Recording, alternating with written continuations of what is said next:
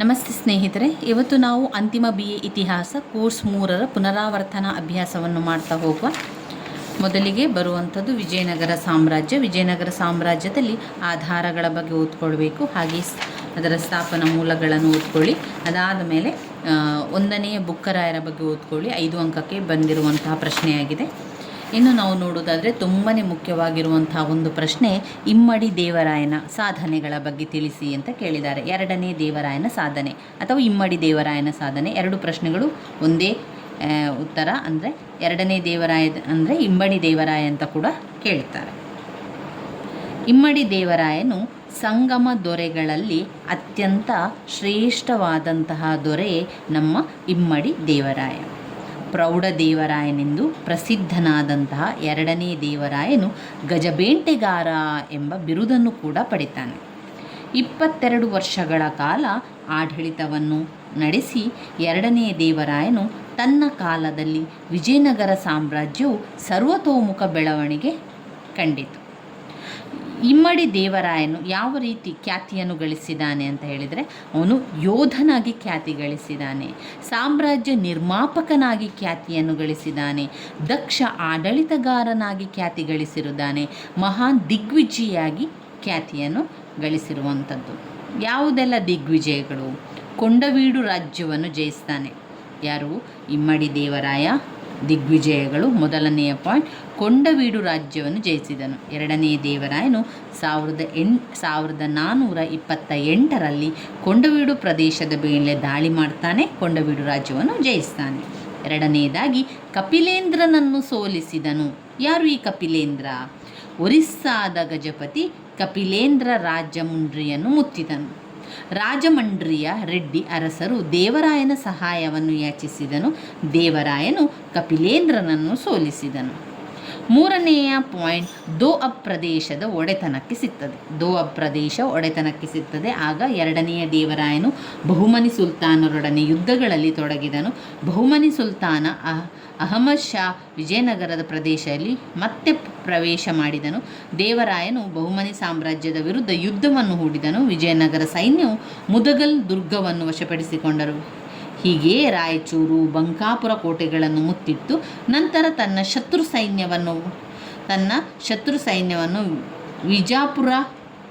ವಿಜಾಪುರದವರೆಗೆ ಬೆನ್ನಟ್ಟಿಕೊಂಡು ಹೋಗಲಾಯಿತು. ಮುದಗಲ್ ಕೋಟೆಯಲ್ಲಿ ದೊರೆತ ದೇವರಾಯನ 1436ರ ಶಾಸನವು ಈ ಪ್ರದೇಶವು ಆ ಕಾಲಕ್ಕೆ ವಿಜಯನಗರದ ಅಧಿಪತ್ಯಕ್ಕೆ ಒಳಪಟ್ಟಿದ್ದ ಸಂಗತಿಯೇ ನಮಗೆ ಗೊತ್ತಾಗುವಂಥದ್ದು. 4ನೇ ಪಾಯಿಂಟ್, ಕೇರಳದ ಮೇಲೆ ಗೆಲುವನ್ನು ಸಾಧಿಸಿದ್ದು. ದೇವರಾಯನು ಕೇರಳದ ಮೇಲೂ ಕೂಡ ಗೆಲುವನ್ನು ಸಾಧಿಸ್ತಾನೆ. ಅದು ಒಂದು ಮಹತ್ವದ ಹೆಜ್ಜೆ ಆಯಿತು.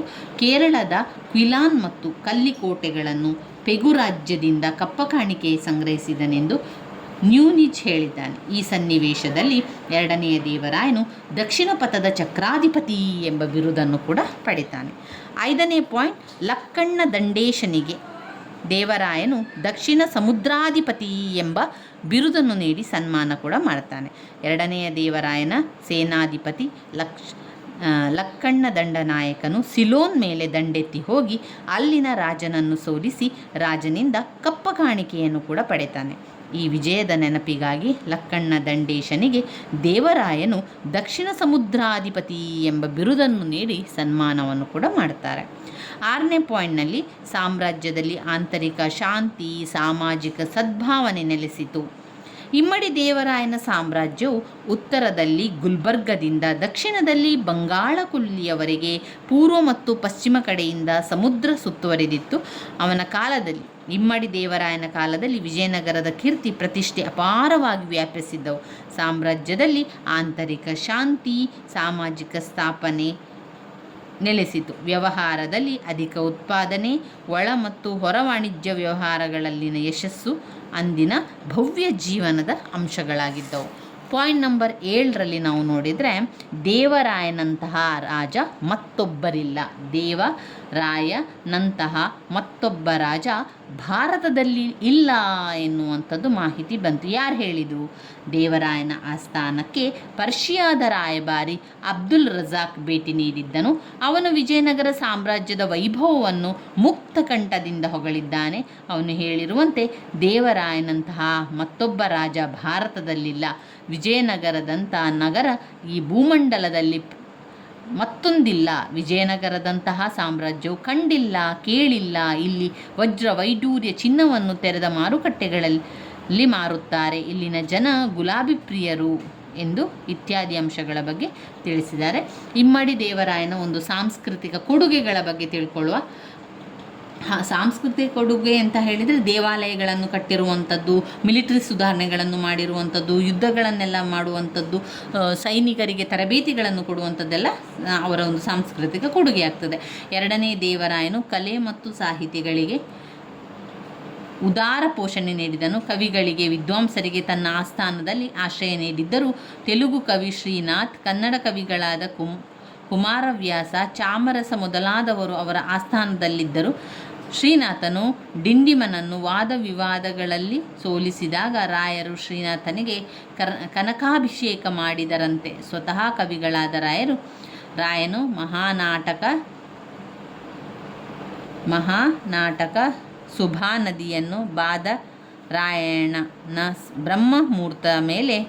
ಬ್ರಹ್ಮಸೂತ್ರಗಳ ಮೇಲೆ ಒಂದು ಭಾಷ್ಯವನ್ನು ಸಂಸ್ಕೃತದಲ್ಲಿ ರಚಿಸಿದರು. ಎರಡನೇ ದೇವರಾಯನು ಹಂಪಿಯ ಹಜಾರರಾಮಸ್ವಾಮಿ ದೇವಾಲಯವನ್ನು ನಿರ್ಮಿಸಿದನು. ಅಷ್ಟೇ ಅಲ್ಲದೆ ಮಿಲಿಟರಿ ಸುಧಾರಣೆಗಳಿಗೆ ಹೆಸರಾದ ದೇವರಾಯನು ಹಿಂದೂ ಸೈನಿಕರಿಗೆ ತರಬೇತಿ ನೀಡಲು ಮುಸ್ಲಿಂ ಅಧಿಕಾರಿಗಳನ್ನು ತನ್ನ ಸೈನ್ಯಕ್ಕೆ ಸೇರಿಸಿಕೊಂಡನು. ಅಬ್ದುಲ್ ರಜಾಕ್ ಹೇಳಿರುವಂತೆ ಅವನ ಸೈನ್ಯ 11 ಲಕ್ಷ ಇತ್ತು.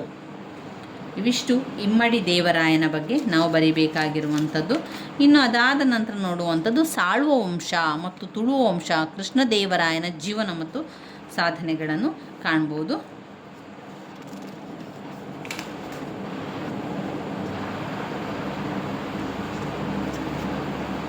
ಇಲ್ಲಿ ನಾವು ನೋಡಬೇಕಾದ್ರೆ ನಾವು ಕೃಷ್ಣದೇವರಾಯನ ಆಡಳಿತದ ಬಗ್ಗೆ, ಅವರ ಸಾಧನೆಯ ಬಗ್ಗೆ ಮುಂದಿನ ವಿಡಿಯೋದಲ್ಲಿ ತಿಳ್ಕೊಳ್ಳುವ. ಅದರಿಂದ ಮೊದಲು ಈ ತುಳುವ ವಂಶ ಅಂತ ಬಂದಾಗ ಅಲ್ಲಿ ನಾವು ತುಳುವ ನರಸನಾಯಕರ ಸಂತತಿಯ ಬಗ್ಗೆ ಓದ್ತಾ ಹೋಗುವಂಥದ್ದು. ಆಮೇಲೆ ಕೃಷ್ಣದೇವರಾಯನ ಆಡಳಿತ, ಅವನ ಸಾಧನೆಗಳನ್ನೆಲ್ಲ ಓದ್ಕೊಳ್ಬೇಕು. ಅದರಲ್ಲಿ ನಾವು ಓದಬೇಕಾಗಿರುವಂಥದ್ದು ಕೃಷ್ಣದೇವರನ ಆಡಳಿತ, ಹಾಗೆ ಸಾಂಸ್ಕೃತಿಕ ಕೊಡುಗೆಗಳನ್ನೆಲ್ಲ ಓದಬೇಕಾಗಿರುವಂಥದ್ದು. ಇನ್ನು ಅದಾದ ನಂತರ ನಾವು ಓದಲೇಬೇಕಾಗಿರುವ ವೆರಿ ಇಂಪಾರ್ಟೆಂಟ್ ಆಗಿರುವಂತಹ ಒಂದು ಪ್ರಶ್ನೆ ಅಂದರೆ ರಕ್ಕಸ ತಂಗಡಿ ಯುದ್ಧ ಅಂದರೆ ಅದು ಯಾವುದು? ಅದು ತಾಳಿಕೋಟೆ ಯುದ್ಧ ಅಂತ ಹೇಳುವಂಥದ್ದು. ಘಟಕ 4ರಲ್ಲಿ ತಾಳಿಕೋಟೆ ಯುದ್ಧ, ರಕ್ಕಸ ತಂಗಡಿ ಯುದ್ಧ ಅಂತ ಕರೆಯುವಂಥದ್ದು. ರಕ್ಕಸ ತಂಗಡಿ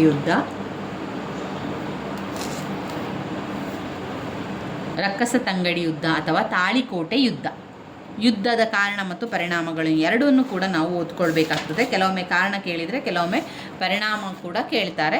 ಇಲ್ಲಿ ರಕ್ಕಸ ತಂಗಡಿ ಕದನ ಅಥವಾ ತಾಳಿಕೋಟೆ ಕದನ, ಇದಕ್ಕೆ 2 ಹೆಸರುಗಳಿರುವಂಥದ್ದು, ನೆನಪಲ್ಲಿ ಇಟ್ಕೊಳ್ಳಿ. ತಾಳಿಕೋಟೆ ಕದನ ಮತ್ತು ರಕ್ಕಸ ತಂಗಡಿ ಕದನ ಎರಡೂ ಕೂಡ ಒಂದೇ ರೀತಿಯಾಗಿರುವಂಥದ್ದು. ತಾಳಿಕೋಟೆ ಯುದ್ಧ, ರಕ್ಕಸ ತಂಗಡಿ ಯುದ್ಧ, ಅದರಲ್ಲಿ ಪಾಯಿಂಟ್ಸ್ಗಳಿದೆ. ಹಾಗೆ ಅದರ ಜೊತೆಗೆ ನಾವು ಯುದ್ಧದ ಪರಿಣಾಮಗಳನ್ನು ಕೂಡ ಓದ್ಕೊಳ್ಬೇಕು. ಯುದ್ಧದ ಪರಿಣಾಮಗಳನ್ನು ಓದ್ಕೊಂಡು 5 ಅಂಕಕ್ಕೆ ಕೇಳುವಂತಹ ಪ್ರಶ್ನೆಯಾಗಿದೆ.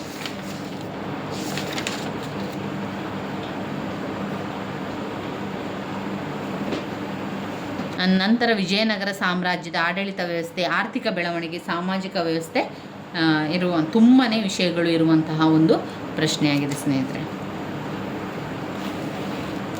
ಮುಂದಿನ ವಿಡಿಯೋದಲ್ಲಿ ಇನ್ನಷ್ಟು ಅಭ್ಯಾಸಗಳನ್ನು ಮಾಡುವ, ಇನ್ನಷ್ಟು ಪುನರಾವರ್ತನ ಅಭ್ಯಾಸಗಳನ್ನು ಮಾಡ್ತಾ ಹೋಗುವ. ನನ್ನ ವೀಡಿಯೋಸ್ ಎಲ್ಲ ನಿಮಗೆ ಇಷ್ಟ ಆಗಿದ್ದರೆ ಲೈಕ್ ಕೊಡಿ, ಶೇರ್ ಮಾಡಿ, ಸಬ್ಸ್ಕ್ರೈಬ್ ಮಾಡಲಿಕ್ಕೆ ಮರಿಬೇಡಿ ಸ್ನೇಹಿತರೆ. ಧನ್ಯವಾದಗಳು.